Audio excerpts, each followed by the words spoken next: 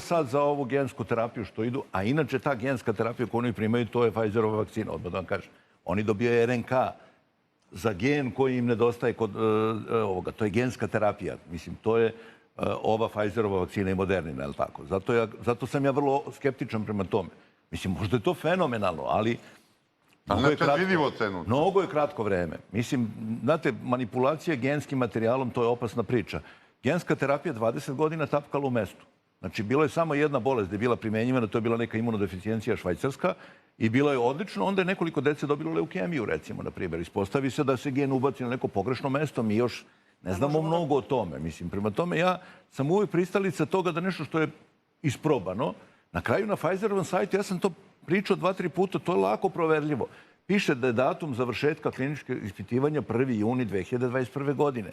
Ona je odobrena po urgentnoj proceduri bez neophodne dokumentacije zato što je situacija sa pandemijom takva kakva je. I zato što neće da uzmu rusku vakcinu jer ne veruju da možda bude kvalitetna. A Rusi od aprila mjeseca koriste vakcinu. Prema tome, postoje takva deca koje mora da odu. Nema druge terapije na svetu. Ali mi potrošimo za te razne akcije milione evra. A sa tim milionima evra bi mogli ovdje da napravimo super bolnice, da iškolujemo naše doktore i da se ti naši ljudi, da rešimo trajno problem. Isto kao za vakcinu ovu.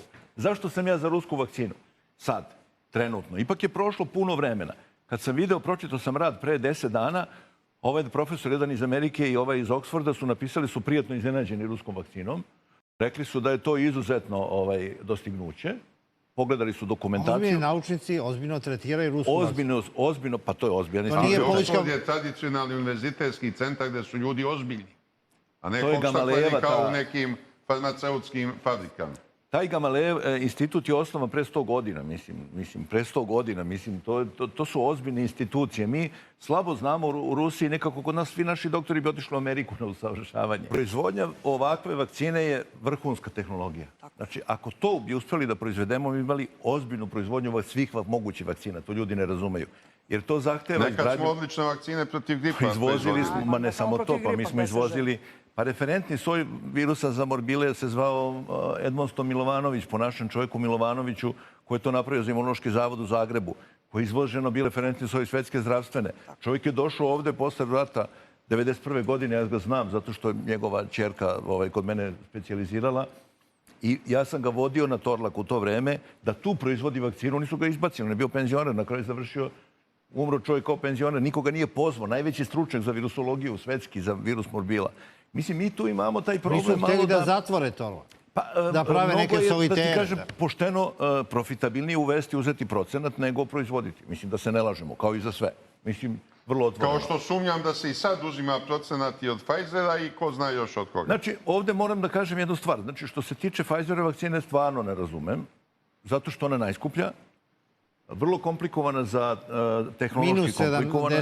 Evo recimo, Velika Britanija odredila 60 vakcinalnih mjesta jer jedino tako mogu da distribuiraju, jer to su zamrzivači na minus 80. Onaj zamrzivač košta $50.000. $50.000 evra, čega beše. Onda mora da se posle odmrzavanja cela doza potroši za 12 sati. Znači, kad odmrzneš je, što ne upotrebiš, mora se baci posle 12 sati. Ovo što je rekao, interesantno mi je da Šešelj bolje se razume vakcine nego neki doktori. Rusi i Kinezi su zajedno posle SARS-a, oni su to shvatili prilično ozbiljno, jer i SARS ima naznaka da je bio manipulisan malo virus, ali tako. Oni su se ozbiljno bavili time i Kinezi i Rusi, nije čudo da su prvi izbacili vakcinu. I jedni i drugi, oni su nastavili te radove. Recimo, oni su dokazali da hidroksiklorokin kod SARS-a deluje još 2005. kad je bila i vakcina. I mi smo nekako to sve obrisali. Meni se to ne sviđa. Mislim, potpuno smo prihvatili gledište Svetske zdravstvene, koja se izbrukala najstrašnije.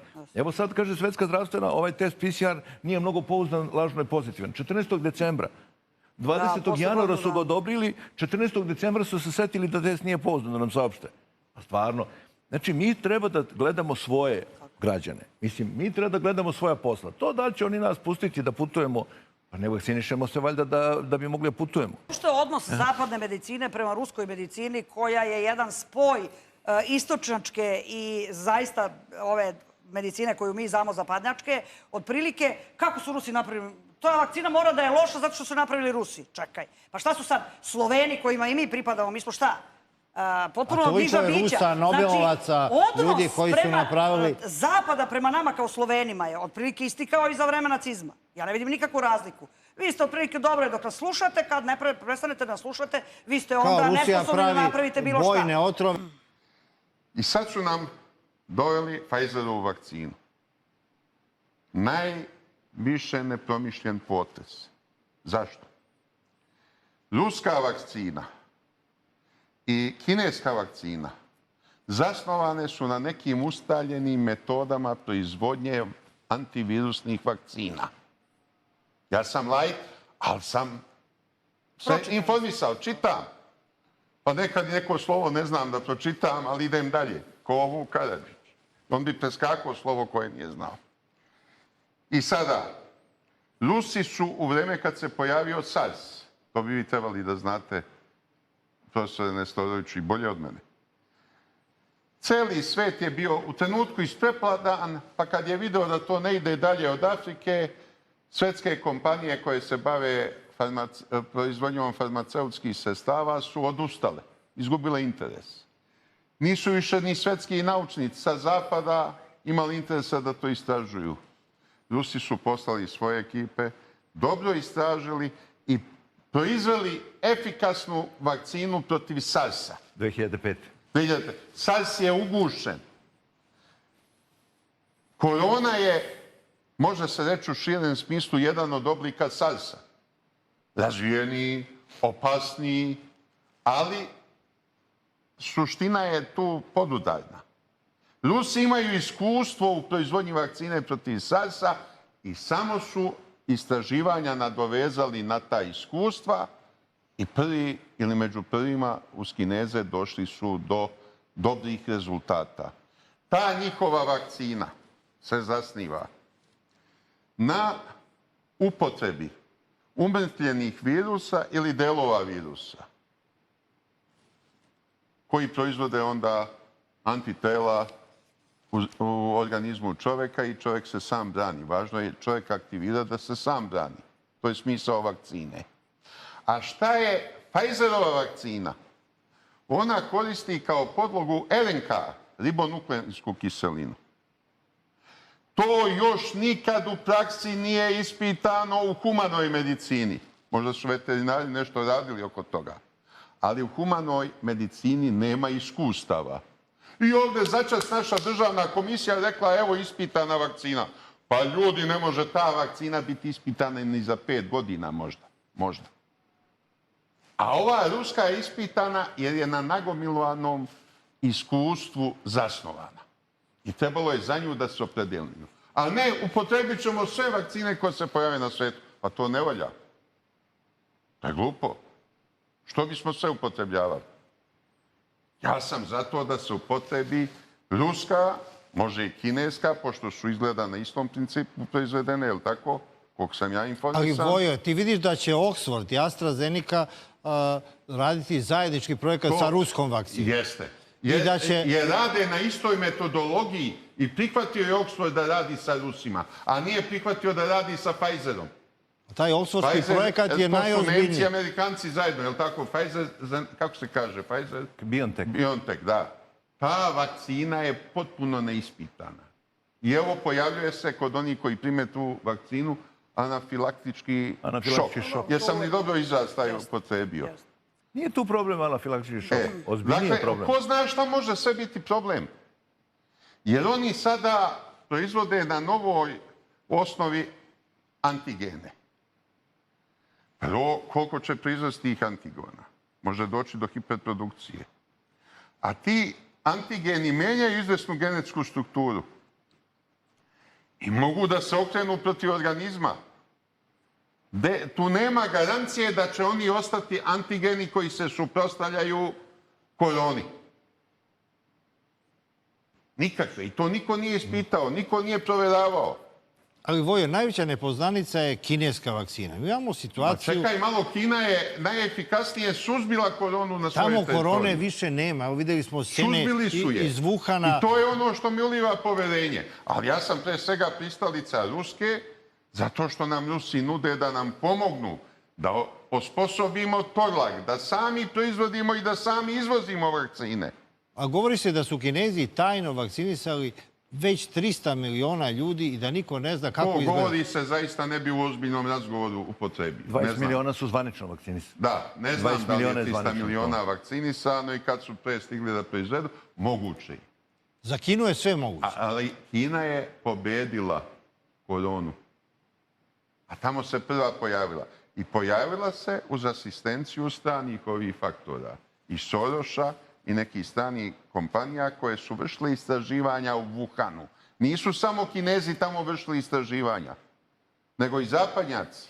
I kako je izašlo, to izgleda još niko ne može da utvrdi. Da je veštački, tu se slaže. Jer sad, na početku 21. veka, da se pojavi nešto što se nikad ranije nije pojavljivalo, malo je teže očekivati. Ja znam za koronu. To je veoma opasna bolest za pse, mačke i još neke životinje. Ja sam imao iskustva. Ja sam, kad sam prve pse nabavio sam američke staffordske terijere. I obojica se zaraze od korone, jer taj koji mi je poklonio mladunčad iz istog legla rekao svi su bili vakcinisani, nisu od korone. Jedan je preživeo, drugi nije. A shvatio sam tada kakve su to muke.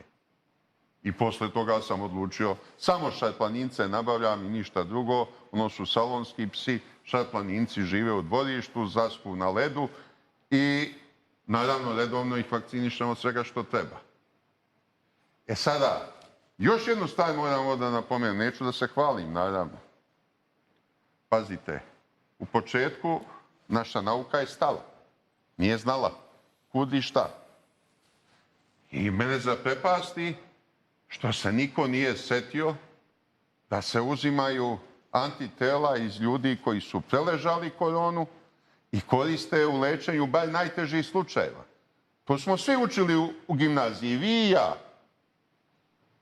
Kako su se prve vakcine pravile? Protiv ovog besnila. Iz konjske krvi se uzimala antitela. Dakle, ne mora biti ni ljudska krv, može biti životinjska. Ali u ovom slučaju, hvala Bogu, ima ovi koji su se izlečili. Pa i davali su. I vi tu spadate, doktorko. Davali su. Mogli biste da date plazmu. Što da ne? Pa Što da. da ne? I ja bi ako me potkači, ali se čuvam da me ne potkači. Nego neka istraživanja nisu pokazala da je to preterano efikasno i onda da se li- manje više odustalo. To je mnogo, u početku je to izgledalo mnogo Saopštili su nam da efikasnije. je preko 300 ljudi na taj način izlečeno. Saopštili su nam tako. Ali ja znam šta je još problem.